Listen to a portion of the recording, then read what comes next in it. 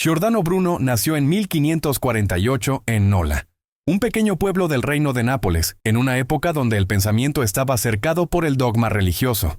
Desde joven, su mente inquieta lo llevó a cuestionar las verdades establecidas, algo que, en el contexto de la Inquisición, era más una sentencia que un rasgo admirable. Ingresó en la orden de los dominicos, pero la rigidez de la fe no tardó en sofocarlo. Mientras otros aceptaban la doctrina sin dudar, él devoraba libros prohibidos, se interesaba por la magia hermética y desafiaba la imagen de un universo estático y ordenado bajo el ojo vigilante de Dios. Suscríbete si te gusta la filosofía. Gracias por tu apoyo. Su primer gran conflicto con la Iglesia no vino por sus ideas astronómicas, sino por su audacia filosófica. Para Bruno, Dios no era un monarca sentado en un trono celestial, sino el principio inmanente que impregnaba todo lo existente.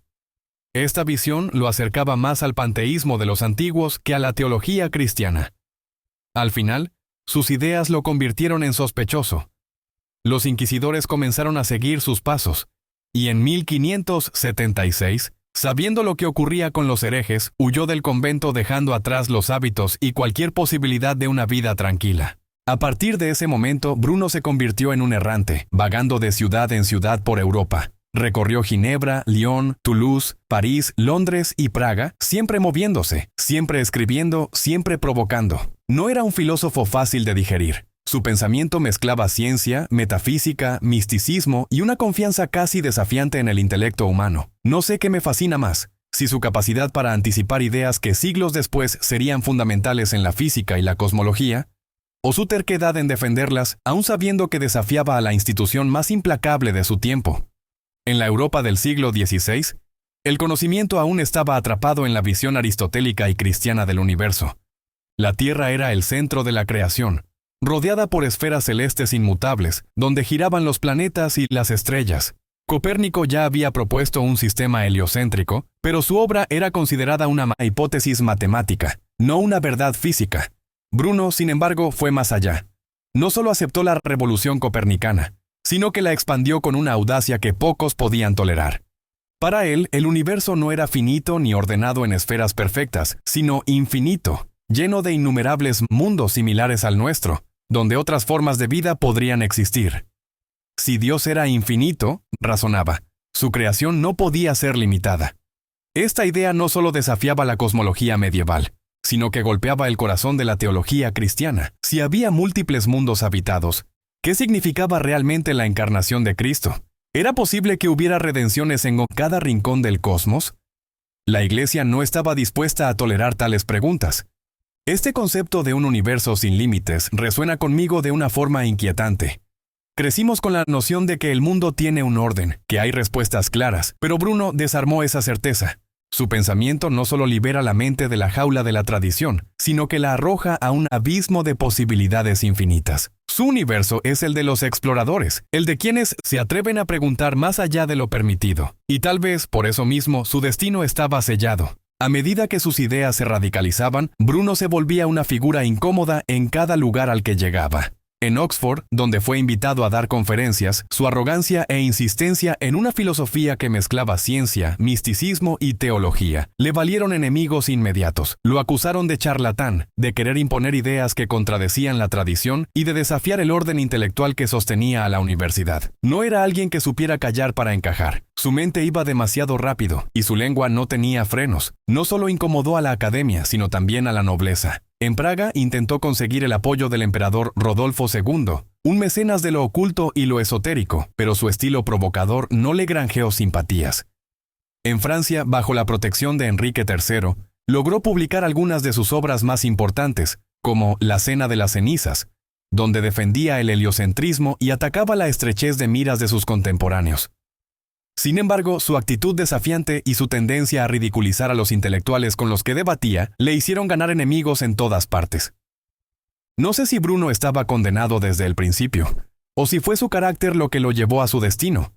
Es fascinante ver cómo algunos genios parecen tener una fuerza interna que los empuja al conflicto, incapaces de ceder aunque sepan que están en peligro. Bruno tenía la posibilidad de bajar el tono, de suavizar sus ideas, de presentarlas de manera más aceptable. Pero no lo hizo. Insistió en su visión del universo, en su interpretación de la divinidad, en su derecho a pensar libremente. Y eso, en el siglo XVI, equivalía a cavar su propia tumba. En 1591 cometió el error que sellaría su destino: regresar a Italia. Un noble veneciano, Giovanni Mocenigo, lo había invitado a su corte con la promesa de brindarle protección y apoyo. Bruno, tal vez confiando en que el ambiente intelectual había cambiado, aceptó la oferta. No tardó en descubrir que la promesa era una trampa. Mocenigo, temeroso de que su invitado difundiera ideas peligrosas, lo denunció ante la Inquisición. Bruno fue arrestado en Venecia y poco después trasladado a Roma, donde comenzaría un proceso que se extendería por 8 años de interrogatorios, torturas y amenazas. Los inquisidores no solo lo acusaban de herejía, sino de algo mucho más grave: pensar sin límites. Sus escritos negaban la Trinidad, la divinidad de Cristo y la autoridad absoluta de la Iglesia sobre la verdad. Defendía la infinitud del universo, la multiplicidad de mundos y la posibilidad de que la materia tuviera un principio divino en sí misma. Para la Inquisición, esto no era solo un error teológico, era una amenaza que podía socavar el orden entero de la fe. No se le juzgaba como un astrónomo equivocado, sino como un hereje que osaba redefinir la naturaleza de Dios y del cosmos sin someterse a la doctrina. Pienso en Bruno encerrado en su celda, sabiendo que nadie vendría a rescatarlo, que la Iglesia no permitiría que alguien como él quedara impune. 8 años es un tiempo insoportable para quien tiene una mente que no deja de moverse. Me pregunto si en algún momento pensó en retractarse, en firmar un documento y salvarse la vida. No lo hizo. Sabía que sus ideas no podían reducirse a una confesión obligada. Cuando se enfrenta a la muerte, la convicción de una vida se pone a prueba, y él prefirió arder antes que traicionar lo que creía. En 1600, tras años de encarcelamiento y resistencia, la sentencia fue dictada. Giordano Bruno sería quemado vivo en la hoguera. Se le ofreció la oportunidad de retractarse, de salvar su cuerpo a costa de negar su pensamiento, pero su respuesta fue clara. Quizás tembláis más al anunciar esta sentencia que yo al recibirla. No intentó negociar su destino ni ofreció disculpas. Sabía que la Iglesia no solo quería su muerte, sino su rendición, y decidió no concedérsela. El 17 de febrero fue llevado al campo de Fiori, en Roma. Amordazado para que no pudiera hablar en su último momento, fue atado a un poste y rodeado de leña. El fuego consumió su cuerpo, pero no sus ideas. La imagen de Bruno ardiendo no fue el triunfo de la Iglesia, sino la confirmación de que el pensamiento libre era tan peligroso para el poder que debía ser destruido.